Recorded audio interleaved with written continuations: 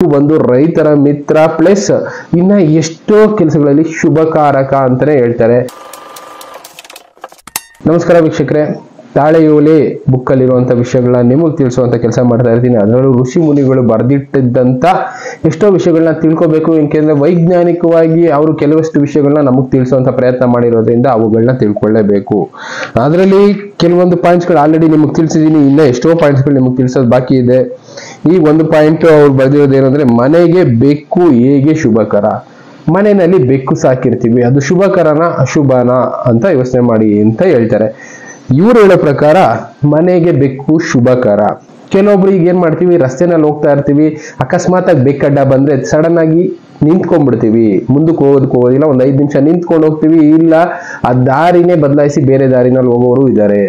ಇನ್ನ ಅದನ್ನ ಮೀರಿ ಕೆಲವೊಬ್ರು ಫಂಕ್ಷನ್ಗಳಿಗೆ ಹೋಗ್ತಾ ಇರ್ತಾರೆ, ಬೇರೆ ಒಳ್ಳೆ ಕೆಲಸಗಳು ಮಾಡ್ಬೇಕು ಅಂತ ಇರ್ತಾರೆ. ಅಂತವ್ರೆಲ್ಲ ಏನ್ ಮಾಡ್ತಾರೆ, ಅವತ್ತಿನ ದಿನ ಬೆಕ್ಕಡ್ಡ ಬಂದ್ರೆ ಆ ಫಂಕ್ಷನ್ ಮಾಡೋದೇ ನಿಲ್ಲಿಸ್ಬಿಡ್ತಾರೆ, ಇಲ್ಲ ಕಾರ್ಯಕ್ಕೆ ಹೋಗೋದೇ ನಿಲ್ಲಿಸ್ಬಿಡ್ತಾರೆ. ಆ ತರನು ಮಾಡೋದಿದೆ, ಅದು ಅಶುಭ ಅಂತ ಕೆಲವಷ್ಟು ಜನ ನಂಬ್ತಾರೆ.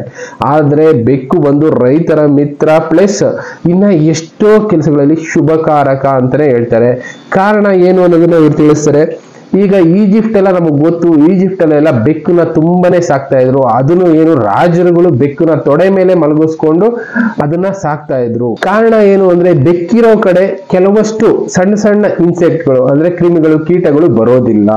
ಅದಕ್ಕೋಸ್ಕರನೇ ಬೆಕ್ಕುಗಳನ್ನ ರಾಜರು ಸಾಕ್ತಾ ಇದ್ರು. ಈ ಬೆಕ್ಕುಗಳು ಮನೆಯಲ್ಲಿದ್ರೆ ಹೇಗೆ ಶುಭಕರ ಅನ್ನೋದಾದ್ರೆ, ಬೆಕ್ಕು ಇದ್ರೆ ಇಲಿಗಳು ಮನೆಯಲ್ಲಿ ಬರೋದಿಲ್ಲ. ಇಲಿಗಳಿತ್ತು ಅಂದ್ರೆ ತುಂಬಾ ದೊಡ್ಡ ದೊಡ್ಡ ಕಾಯಿಲೆಗಳು ಬರ್ತಾ ಇದ್ವು ಹಿಂದಿನ ಕಾಲದಿಂದ ಎಲ್ಲರಿಗೂ ಗೊತ್ತು. ಜೊತೆಗೆ ಇಲಿಗಳು ನಾವು ಬಳಸ್ತಾ ಇದ್ದಂತ ಆಹಾರ ಪದಾರ್ಥಗಳನ್ನೆಲ್ಲ ತಿಂದು ಖಾಲಿ ಮಾಡ್ತಾ ಇದ್ವು, ತಂದಿಟ್ಟಿದ್ದಂತ ರೇಷನ್ಗಳೆಲ್ಲ ತಿಂದು ಹಾಳು ಮಾಡ್ತಾ ಇದ್ವು. ಅದೇ ಒಂದು ಬೆಕ್ಕಿದ್ರೆ ಆ ಮನೆಯಲ್ಲಿ ಇಲಿಗಳ ಕಾಟ ಇರೋದಿಲ್ಲ ಅನ್ನೋದಕ್ಕೋಸ್ಕರನೇ ಬೆಕ್ಕನ್ನ ಸಾಕ್ತಾ ಇದ್ರು. ರೈತರು, ಹಳ್ಳಿ ಕಡೆ ಇರೋರು, ಈ ಹೊಲದಲ್ಲಿ ಜಮೀನಲ್ಲಿ ಮನೆ ಕಟ್ಕೊಂಡಿರೋರು ಬೆಕ್ಕನ್ನ ಸಾಕೇ ಇರ್ತಾರೆ. ಹಳ್ಳಿ ಕಡೆ ಅಂತೂ ನೋಡಿ, ಬೆಕ್ಕು ಕೂಡ ಅವ್ರ ಮನೆ ಒಂದು ಪಾರ್ಟ್ನರ್ ಆಗೋಗಿರುತ್ತೆ, ಒಬ್ಬ ಮೆಂಬರ್ ಆಗೋಗಿರುತ್ತೆ. ಅವ್ರ ಜೊತೆನೆ ಮಲ್ಕೊಳ್ಳುತ್ತೆ, ಅವ್ರು ತಿನ್ನುವಾಗಲೇ ಪಕ್ಕದಲ್ಲಿ ಬಂದು ಕೂತ್ಕೊಂಡು ಅವ್ರು ತಿನ್ನೋಂತ ಊಟನೇ ಸ್ವಲ್ಪ ಹಾಕ್ತಾರೆ, ತಿನ್ನುತ್ತೆ, ಬದುಕುತ್ತೆ. ಕಾರಣ ಇಷ್ಟೇ, ಬೆಕ್ಕಿಲ್ಲ ಅಂದ್ರೆ ಮನೆಯಲ್ಲಿರುವಂತ ಎಲ್ಲಾ ಆಹಾರ ಪದಾರ್ಥಗಳನ್ನ ಇಲಿಗಳು ತಿಂದು ಹಾಳು ಮಾಡ್ತವೆ. ಅದನ್ನ ತಿನ್ನೋದ್ರಿಂದ ಮಕ್ಕಳಿಗೆ, ದೊಡ್ಡವ್ರಿಗಾಗ್ಬೋದು, ಕಾಯಿಲೆಗಳು ಅನ್ನೋದು ಜಾಸ್ತಿ ಆಗ್ತಾ ಹೋಗುತ್ತೆ. ಅದಕ್ಕೋಸ್ಕರನೇ ಬೆಕ್ಕು ಮನೆಗೆ ಶುಭಕರ ಅಂತ ಕೆಲವಷ್ಟು ಜನ ಕನ್ಸಿಡರ್ ಮಾಡ್ತಾರೆ. ಕೆಲವಷ್ಟು ಜನ ಕನ್ಸಿಡರ್ ಮಾಡ್ತಾರೆ ಅನ್ನೋದಕ್ಕಿಂತ ತುಂಬಾ ಜನ ಈಗ ಬೆಕ್ಕನ್ನ ಸಾಕೋದಕ್ಕೆ ಶುರು ಮಾಡಿದ್ದಾರೆ. ಆದ್ರೆ ಬೇರೆ ಬೇರೆ ಬ್ರೀಡ್ಗಳೆಲ್ಲ ಬಂದ್ಬಿಟ್ಟಿದೆ. ಆದ್ರೆ ಬೆಕ್ಕನ್ನ ಸಾಕೋದ್ರಿಂದ ಅಡ್ವಾಂಟೇಜ್ ಇದು. ಇನ್ನ ಕ್ರಿಮಿ ಕೀಟಗಳು ಕೂಡ ಬರೋದಿಲ್ಲ. ಸಣ್ಣ ಸಣ್ಣ ಹುಳುಗಳನ್ನ ಬೆಕ್ಕು ತಿಂದು ಬದುಕೋದ್ರಿಂದ ಕ್ರಿಮಿ ಕೀಟ ಅನ್ನೋದು ಮನೆಯಲ್ಲಿ ಇರೋದಿಲ್ಲ.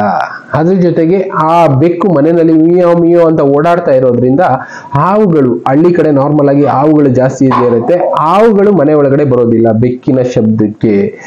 ಓವರ್ ಆಲ್ ಆಗಿ ಬೆಕ್ಕಿಂದ ನಮ್ಗೆ ಅಡ್ವಾಂಟೇಜ್ ಇದ್ದೇ ಇದೆ. ಅದಕ್ಕೋಸ್ಕರನೇ ಬೆಕ್ಕನ್ನ ಶುಭಕರಕ ಅಂತಾನೆ ಕರೆದ್ರು.